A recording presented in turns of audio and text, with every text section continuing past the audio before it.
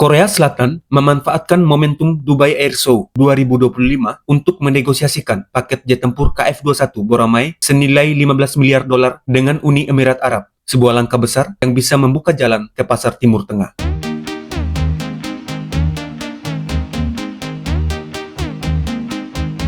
Menurut laporan kantor berita Bloomberg pada 19 November 2025, Korea Selatan tengah merayu Uni Emirat Arab dengan paket persenjataan senilai 15 miliar dolar yang menempatkan jet tempur KF-21 Boramae sebagai pusat perhatian.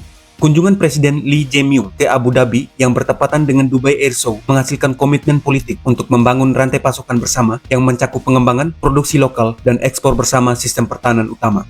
Kepala Staf Presiden Lee, Kang Hon-sik, menyatakan bahwa model kerjasama ini berpotensi membuka kontrak bernilai lebih dari 15 miliar dolar bagi perusahaan-perusahaan Korea Selatan.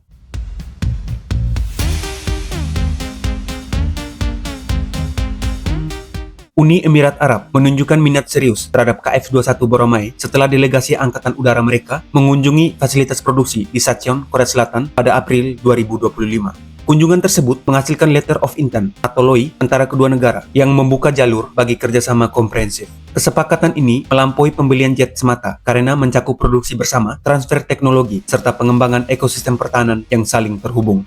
Jika semua berjalan sesuai rencana, nilai kerjasama ini dapat mencapai 15 miliar dolar Amerika Serikat, angka yang sangat besar untuk program jet tempur generasi 4,5.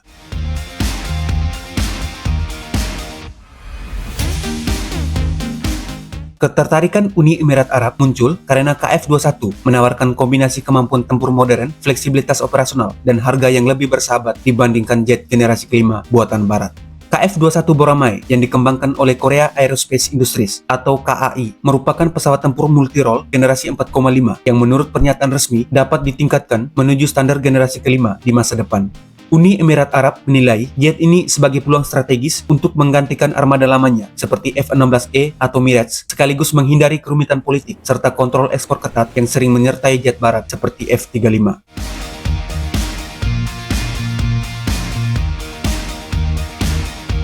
Yang membuat kesepakatan ini semakin menarik adalah bahwa model kerjasama ini tidak hanya berbentuk jual-beli.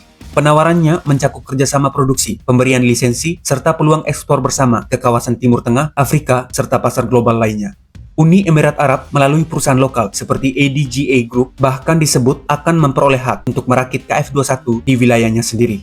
Dengan pendekatan ini, Uni Emirat Arab berperan bukan hanya sebagai pembeli, tetapi sebagai bagian dari rantai nilai industri pertahanan yang memberi mereka kendali lebih besar atas pemeliharaan, ketersediaan suku cadang, dan ekspor ulang.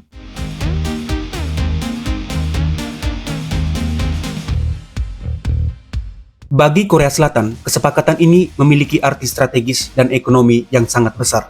Setelah bertahun-tahun mengembangkan KF-21 sebagai program ambisius yang sejak awal menggandeng Indonesia sebagai mitra, keberhasilan menarik minat Uni Emirat Arab dapat mengukuhkan posisi Korea Selatan sebagai eksportir senjata global sekaligus mengembalikan investasi bernilai miliaran dolar dalam proyek tersebut. Selain itu, kerjasama dengan Uni Emirat Arab membuka peluang perluasan pasar KF-21 luar Asia Tenggara yang pada akhirnya dapat menghasilkan penjualan tambahan serta pendapatan dari lisensi, pemeliharaan, dan dukungan logistik.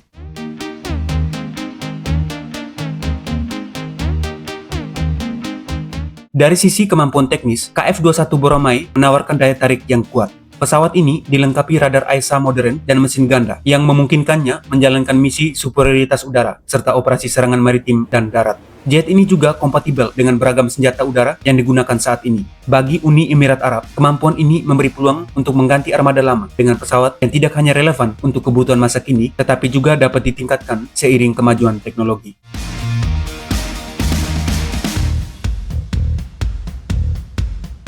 Selain itu, Korea Selatan telah menyiapkan kebijakan agar KF-21 menjadi semakin mandiri. Walaupun pada tahap awal, jet ini dapat menggunakan senjata buatan luar negeri, pemerintah Korea Selatan terus mengembangkan amunisi domestik. Pengembangan ini mencakup senjata udara ke udara jarak jauh serta bom berpemandu presisi. Dengan kemampuan tersebut, KF-21 dapat menjalankan berbagai misi mulai dari pengawalan udara hingga serangan ke sasaran darat. Fleksibilitas ini membuat KF-21 menjadi pilihan ekonomis dan adaptif bagi Uni Emirat Arab tanpa memerlukan banyak jenis pesawat untuk setiap kebutuhan operasional.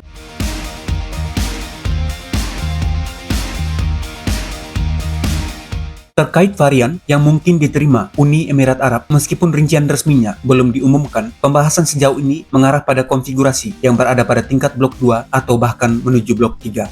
Varian tersebut akan dibekali sensor dan sistem avionik yang lebih maju serta kemungkinan kemampuan membawa senjata secara internal. Fitur seperti ini menjadi langkah signifikan dalam mendekatkan KF-21 ke standar pesawat tempur generasi kelima.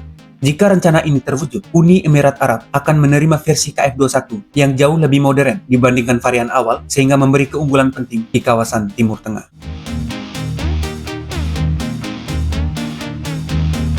Pertanyaan yang muncul berikutnya adalah, bagaimana posisi Indonesia dalam proyek ini? Sejak awal, KF-21 merupakan hasil kerjasama antara Korea Selatan dan Indonesia dengan kontribusi Indonesia sebesar 20%. Namun, dalam beberapa tahun terakhir, komitmen pembayaran Indonesia mengalami keterlambatan yang memunculkan kekhawatiran mengenai konsistensi keterlibatan jangka panjangnya. Dengan hadirnya Uni Emirat Arab sebagai mitra besar, posisi Indonesia sebagai satu-satunya mitra internasional dalam proyek ini berpotensi mengalami perubahan.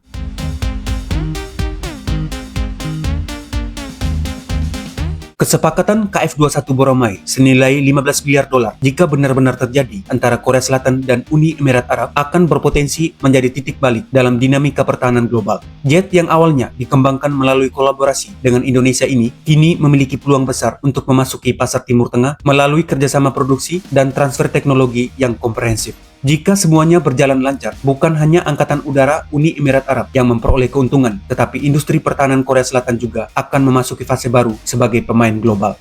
KF-21 tidak sekadar menjadi jet tempur generasi 4,5, melainkan simbol kemandirian militer, kemitraan strategis, dan perubahan dalam peta kekuatan udara dunia. Terima kasih, salam sehat selalu, dan sampai jumpa.